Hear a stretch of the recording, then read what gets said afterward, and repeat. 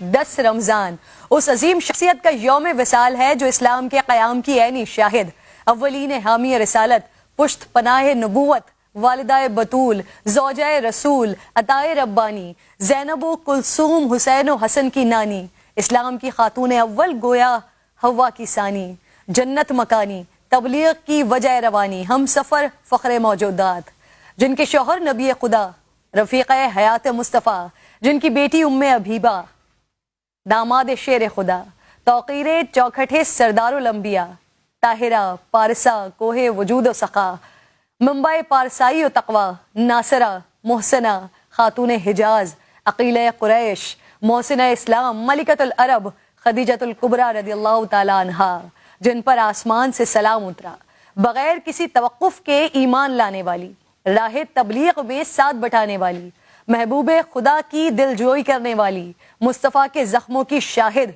उम्मत के गम से बोझल क़ल्ब मुस्तफ़ा की तस्कीन का सबब बनने वाली, आपके घर को मस्कन तरवीज दीन बनाने वाली, पाक औलाद के ज़रिए ताने अब्तर से बचाने वाली, वो ज़ौजा जिन्होंने आप सल्लल्लाहु अलैहि वसल्लम की रफ़ाक़त में सबसे ज़्यादा अरसा गुजारा। 25 साल आपकी खिदमत अक़दस में वक्फ़ किए साल गुजारे। आपकी मौजूदगी में नबी करीम सल्लल्लाहु अलैहि वसल्लम ने दूसरी शादी नहीं की। आपने अपने चचाजाद भाई वर्क़ा इब्न नौफल से सरकार दो आलम सल्लल्लाहु अलैहि वसल्लम के फ़ज़ाइल और कमालात सुने। उलमा यहूद व नसारा से आपकी नबूवत और रिसालत के बारे में खबरें आप तक पहुँची और फिर आपके क़ल्ब मुबारक में इश्क़ मुस्तफ़ा सल्लल्लाहु अलैहि वसल्लम की जो तपिश पैदा हो चुकी थी, सफ़र तिजारत में अपने ग़ुलाम के ज़रिए हुजूर के अखलाक़ हमीदा और मौजज़ात को सुनकर उनमें मज़ीद इजाफा होता गया। आप फ़िराक़ रसूल में आंसू बहाती, बेकरार रहती, इश्क ईमान बन गया और फिर उसी तड़प ने आपको शरीक हयात सरदारुल अंबिया बना दिया। कुरैश के उन अशराफ ज़ादों से शादी की दरख्वास्त मुस्तरद की और ख़ुद अक़द का पैगाम भिजवा कर कायनात की हर औरत को पैगाम दिया कि रिश्ता अज़दवाज के लिए वो कितनी बाइख्तियार हैं और उसका इंतखाब भी कितना बुलंद होना चाहिए। दौरे जाहिलियत और अरब के दागदार समाज में भी जनाब खदीजा अपनी इफ़्फ़त और पाकीज़गी की वजह से ताहिरा के लक़ब से पुकारी जाती थी। उनके वालिद कुरैश के एक कामयाब ताजर थे। उन्हें अपने वालिद की महारतें एक ऐसे वक्त में विरासत में मिली जहाँ माशरा मर्दाना गुलबे वाला और ख़तरनाक था। ऐसे माहौल में उन्होंने अपनी दौलत, आला किरदार और हुस्न अखलाक की वजह से नाम कमाया। सीरत खदीजा हमें सबक देती है कि कामयाबी धोखाधड़ी और बेईमानी के बगैर भी हासिल की जा सकती है। दूसरा सबक जो खास तौर पर ख्वातीन के लिए है कि खौफजदा करने वाले अवामिल की परवाह न करते हुए मकाम व मर्तबा कैसे पाया जाता है।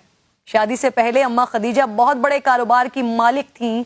आपकी अजीम कारवान तिजारत में 80,000 से ज़ायद ऊँट थे, सोने से लदी हुई सवारियाँ थीं और फिर यही अरब की मलिका जब अक़द मुस्तफ़ा में आई तो अपने आप को इस्लाम की कनीज़ बना दिया।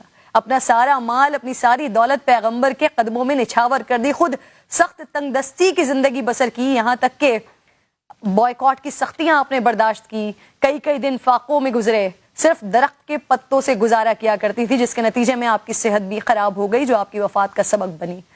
अम्मा खदीजा वो कि जिनके लिए हुजूर अकरम सल्लल्लाहु ताला अलैहि वसल्लम ने फरमाया, अल्लाह ताला ने मुझे इससे बेहतर बदल अता नहीं फरमाया।